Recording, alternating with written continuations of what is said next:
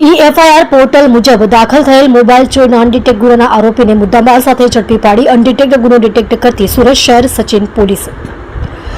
Inspector Shri PN Vaghela નાઓએ FIR દ્વારા દાખલ થયેલ વાહન ચોરી તથા મોબાઈલ ચોરીના અનડિટેક્ટ ગુનો શોધી કાઢવા માટે આપેલ સૂચનાના આધારે સર્વેલન્સ સ્ટાફના police sub inspector ND Damor નાઓના માર્ગદર્શન હેઠળ પોલીસ માણસો પોલીસ સ્ટેશન વિસ્તારમાં પેટ્રોલિંગમાં હતા તે દરમિયાન હેડ કોન્સ્ટેબલ ભરતભાઈ બચુભાઈ ડાંગર તથા પોલીસ કોન્સ્ટેબલ કિશનભાઈ જયદેવભાઈ નૈયા નાઓની સંયુક્ત બાતમી હકીકતના આધારે આરોપી નામે ચંદન રામબાબુ નિષાદ ઉંમર વર્ષ 25 ધંધો નોકરી રહે એપ્રિલ પાર્ક સુરા સેક્ટર 1 જગદીશભાઈના મકાનમાં સચિન સુરત મૂળ રહે વતન રામપુર પોસ્ટ આનુપુર થાના સજેતી જિલ્લો કાનપુર ઉત્તર પ્રદેશ નાઓને સચિન વાંજ બ્રિજની બાજુમાં જાહેરમાંથી પકડી પાડી તેની પાસેથી એક બ્લુ કલરનો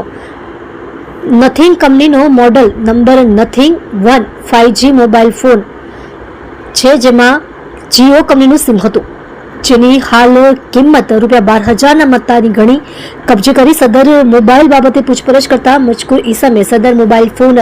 સચિન સાઈનાથ સુરા સેક્ટર 3માંથી એક બિલ્ડિંગની અગાસી ઉપર સૂતેલા ઈસમની પથારી પરથી ચોરી કરેલ હોવાનું જણાવતા હોય અને સદર મોબાઈલ બાબતે અત્રેના સચિન પોલીસ સ્ટેશન ખાતે રેકોર્ડ ઉપર તપાસ કરતા એફઆઈઆર મુજબ Sachin police station part A ગુનો રજિસ્ટર્ડ નંબર 2025 ભારતીય ન્યાય સંહિતા સન 2023ની કલમ 303(2) મુજબનો ગુનો રજિસ્ટર થયેલ હોય જે અનડિટેક્ટ ગુનો ગણતરીના કલાકોમાં ડિટેક્ટ કરી ખૂબ જ પ્રશંસનીય કામગીરી ટીમ વર્ક દ્વારા કરવામાં આવેલ છે।